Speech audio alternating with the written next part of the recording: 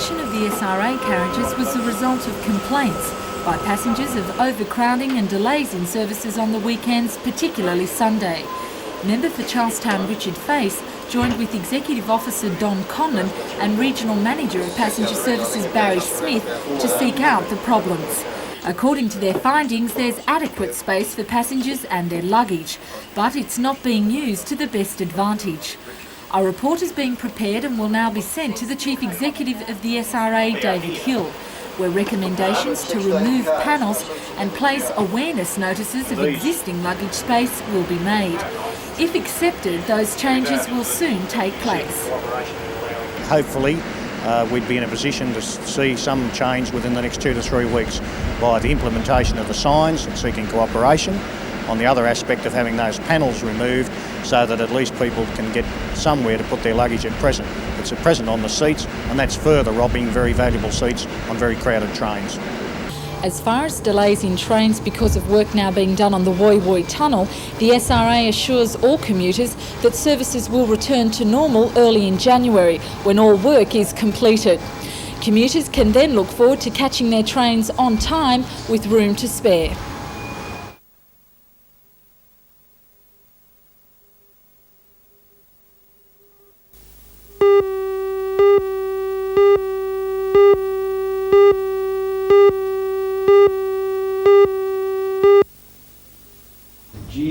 The Hunter Region Zoning Committee counts among its members representatives from the Teachers Federation, the Inspectorate, Primary and Secondary School Principals and the Federation of P&Cs.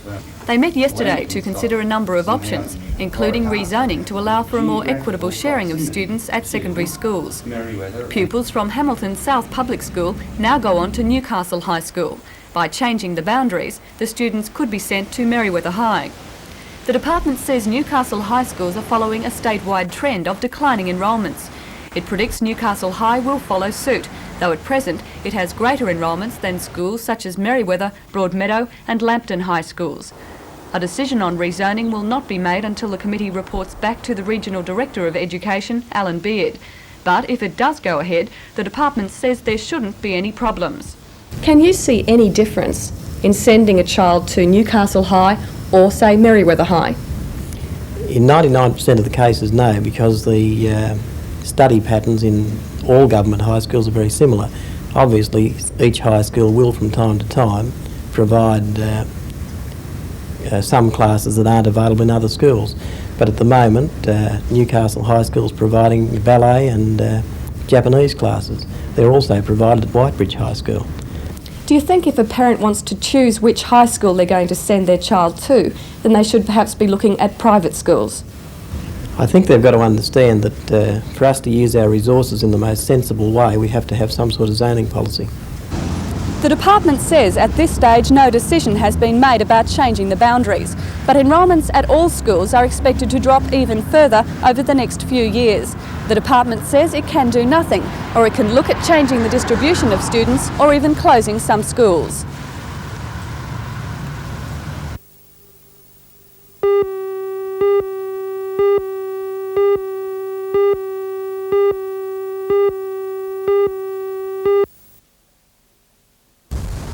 Mr Ackister was at Maitland Jail today for a scheduled inspection tour, but the prison officer's vocational branch took the opportunity to discuss the Bell case with him behind closed doors. Prison officers went on strike and supported Mr Bell yesterday afternoon, but returned to work this morning. Bob Bell was the chairman of the Maitland branch of the jail. In May '85, he was accused of disobeying an order, and last Friday the Public Service Board Tribunal finally found him guilty and dismissed him. Mr Bell denies the charge. Since last August, Bell has been on sick leave. His sick pay was paid directly into his Commonwealth bank account, and last September he found the account had been frozen because he had been overpaid a small amount of money. The Department of Corrective Services denies that it ordered the freezing of the account and says the action was taken by the bank. As well, Mr Bell says that for the first 6 months this year, the department did not forward his doctor's certificates to the Government Insurance Office, meaning that he did not receive any compensation payments for his illness. Privately, prison officers say the department was out to get Bell. They say he is a straight talker, not afraid to complain about the department's policies. At his Thornton home today, Mr Bell said he is being victimised and harassed. Not mainly the department, by some certain senior officers at the institution in which I last worked, Mark. Yes, I was constantly nitpicked and harassed. Why have you been harassed? I suppose it was more so when I was a union official that I told the members what was going on. The dismissal is now subject to an appeal in the State Industrial Commission. Mr Ackerster told the union he would do nothing until the Commission has heard the case and refused to comment on whether he thought Mr Bell had been unfairly treated. I do not have a part in the consideration of these matters. The matter is a public service board one, not my departmental matter. So Mr Bell has the opportunity of going before the Government and Related Employees Tribunal and before the Arbitration Commission under Section 25A of that.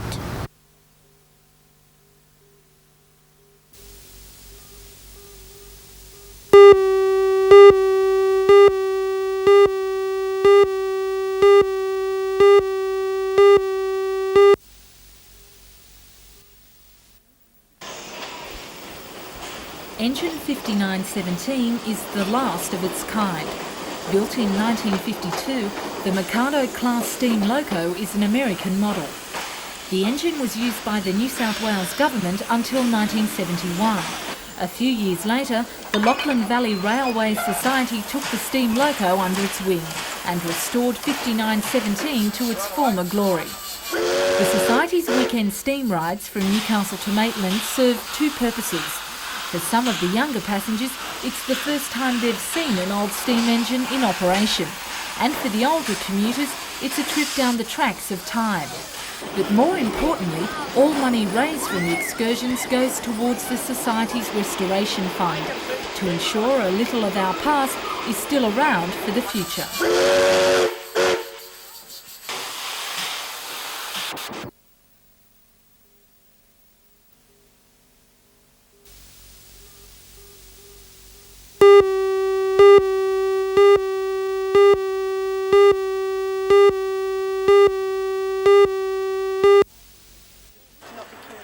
The three young archers and their 12 teammates in the Australian squad leave for Edinburgh this week to take part in the barebow archery events. For 14-year-olds Kathy Kennett and Grant Elsley, it's a chance to represent their country and to show that the training they've received as members of the Cessnock Club has been right on target. 17-year-old Matthew Betchley is equally enthusiastic about the games. A member of the Hunter Bowmen, Matthew is the current state and national junior champion. Although the three expect a high standard of archery at the Games, they remain undaunted by the prospect of international competition. I've heard that Canada and Sweden would have to be the strongest competition for these particular these titles.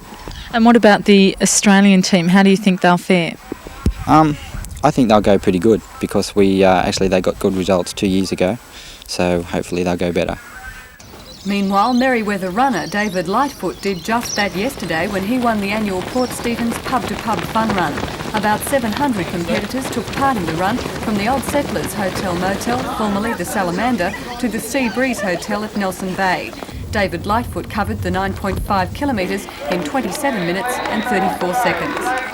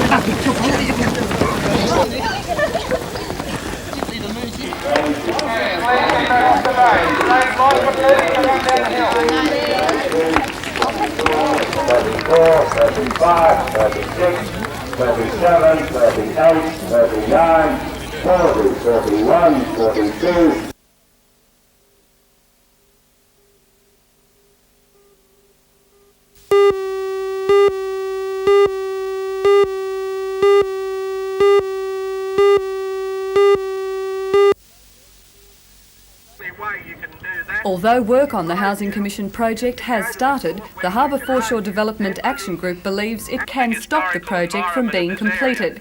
Yesterday, hundreds gathered for what are becoming regular protest meetings. Representatives from the Action Group plan to hold discussions with Trades Hall Council this week to seek union support.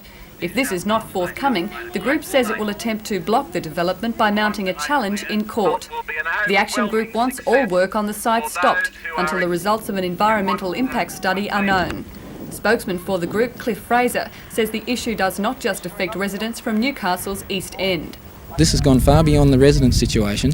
I know up until now we've been spoken about as being the residents opposing this and the residents opposing that, but this is a Newcastle matter now. It's gone far beyond residents. This is a Newcastle problem, and from the letters and the protest documents that have been signed that I have in my possession, I know that the cross-section of the community doesn't want this here, not just Newcastle East residents.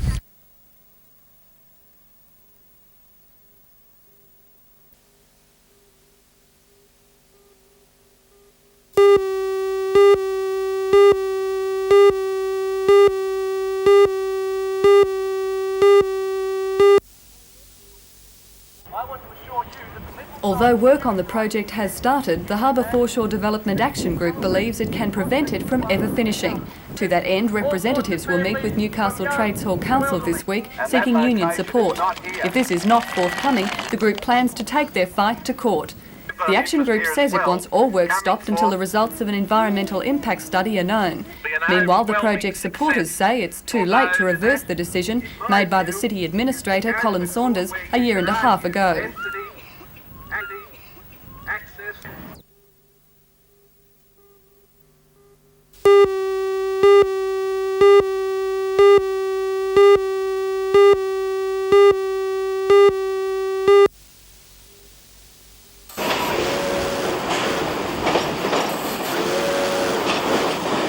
For many people, the call of this Mikado class steam locomotive is irresistible, reminiscent of the days when travelling by train meant an eyeful of soot and the sound of steam hissing round those busy, gleaming wheels. Engine 5917 is the last of its kind and owes its new lease on life to the Lachlan Valley Railway Society, which lovingly restored it to its former glory after the locomotive was retired from the service of the New South Wales Government in 1971. The Society's weekend steam rides from Newcastle to Maitland are well patronised. Many of its younger passengers have never before rattled along in a steam train, while for the older passengers, well, the children need supervision, don't they? The money raised from the excursions go towards the Society's restoration fund to ensure that the engines will provide enjoyment for a few more generations of train enthusiasts.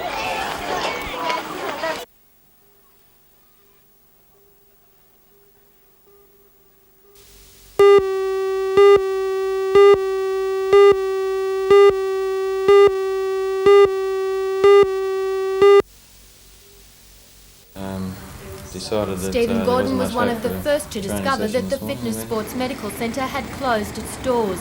He turned up for a workout at 6:30 this morning to find the gym empty. Left behind was this note, leaving him and the hundreds of other paid-up members no way of contacting the owners. The proprietors of Fitness are Jeff Russell and Ron Cooper. Neither could be contacted by NBN today.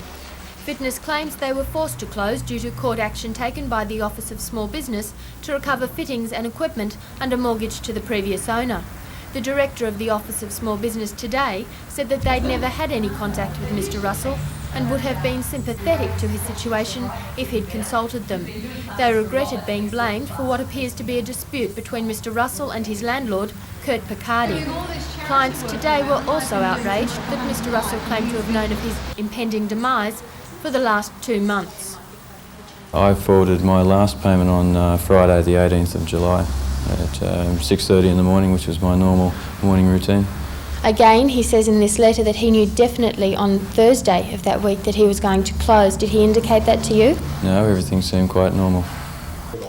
Fitness clubs in Newcastle are concerned that today's closure will harm the industry. They say the health industry in this area is booming.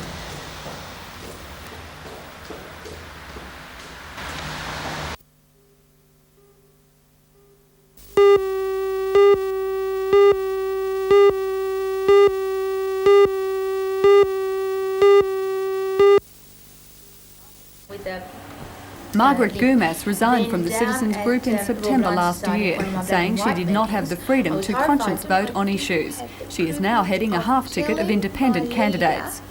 I consider that local government must have independence so you can vote on contentious issues with your own conscience. I really do believe that. You've said in the past that you only wanted squeaky clean candidates. Have you succeeded in doing that? So far I have, and I'm happy to say that I am very proud of the people that are sitting here with me today.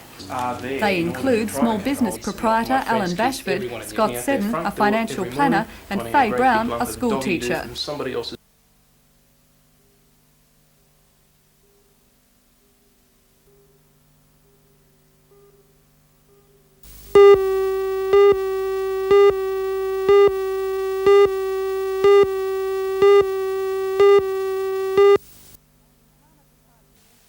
Entana Proprietary Limited was last night given the go-ahead by Council to build a supermarket, specialty shops and car parking facilities on land fronting Thomas, Macquarie, Edgar and Herbert Streets, Belmont.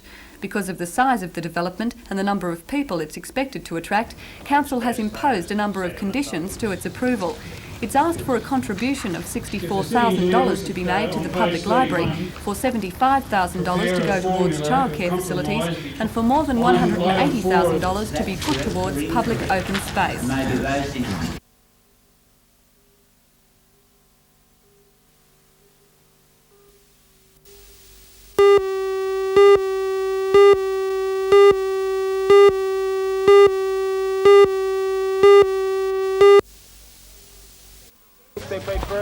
Special guest at the birthday celebrations was Betty Archdale, who, as the former headmistress of Abbotsleigh Girls' School in Sydney and now a council member of the Macquarie University, has been a pioneer of education in Australia. She thinks education is more than the acquisition of academic skills. I think I'd call that schooling, whereas education, I would call all the other things you do at school and outside, you know, the drama, the music, the sport, art, debating, making a nuisance of yourself, doing all sorts of things, and getting out and finding out what the world's about. I think that's real education. From now on, school assemblies and special events will be held in the Horbury Hunt Hall, a name which commemorates the man who designed the Cathedral Hall and the Christchurch Cathedral across the road. A major part of the celebration was a gymnastics and sports display by the children on the tennis courts. Following this was a parade by the school cadet corps. But the real scene stealer was the infant school, who showed that old-time dancing was just as popular with the youngest generation. And although advice from those older is supposed to be unpopular with children today, it would be hard to disagree with Miss Archdale's prescription for getting the most out of your school years. You get what you give. Join in absolutely everything and enjoy yourself.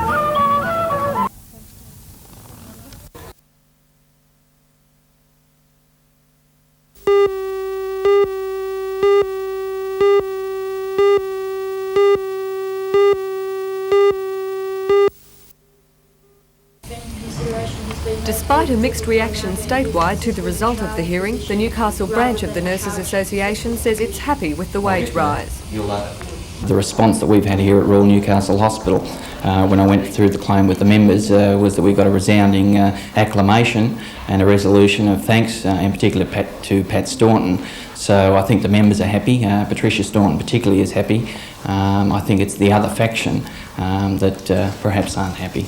Regional President of the Nurses Association, Viv Allenson, says the wage rise and 38-hour week are positive steps towards ensuring that nurses return to public hospitals. I think it's a great attraction for them. I think here in Newcastle in particular, where many people are thinking of going into other sorts of work like restaurants, coffee shops, market gardening, all sorts of different things, I think it'll be a great attraction for them to keep them here, the ones that are thinking now of leaving and to bring them back.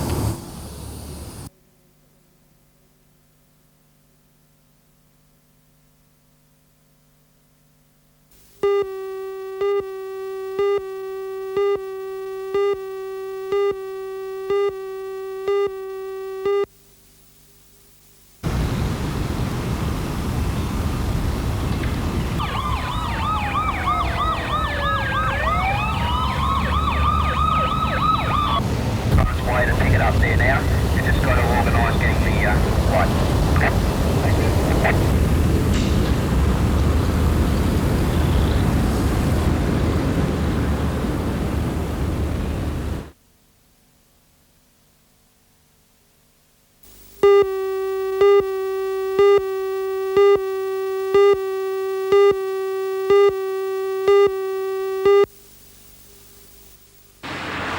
The signs were removed from the vicinity of the Windella Downs estate mid-morning Monday and impounded at the council's holding yard.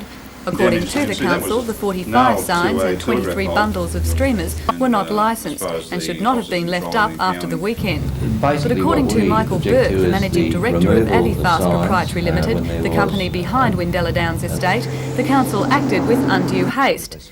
He says the company has contributed to the city and has even completed council work at the estate by removing debris and weeds from around the roadsides, by contributing to the upkeep of a public reserve and installing playground equipment. Council asked you to do any of that work? We requested council to do it, but we were informed that they did not have the resources nor manpower. In fact, they did send a slasher out there for a day, and that was the limit of the resources available to perform those duties. But isn't it improper to suggest that because you've done this work, that the council in turn should turn a blind eye when you breach the Local Government Act? We have done that work in good faith and without any expectation of any reimbursement. We have no wish to breach any of the ordinances, and if, as I say, we were in breach, we would expect our relationship was good enough that they would first inform us by phone or by other means.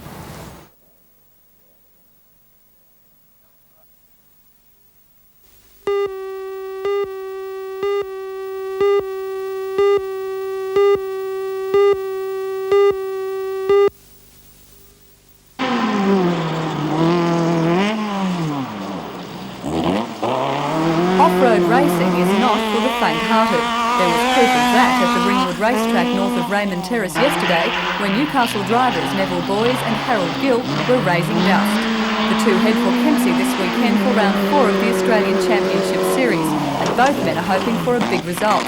Neville Boys has been in the sport for just a few years and is leading the series this time, even though he knows there's a long way to go to win. I can feel it, but I can't see it. I can feel it, I can do it, but I've got to rely on luck from here on to keep me going. I've had 3 runs this year and I've finished 3 events. If I don't finish any more events, I will not win it. So it's all up to my car, I think. Boys and Gill, who hold second place in the series, will be pitting their skills against 160 other drivers in Milestone International at Kempsey. It's the longest, toughest and richest off-road event in Australia, with $20,000 prize money. Both men know their positions at the top could slide very easily, and say that's what makes off-roading so challenging.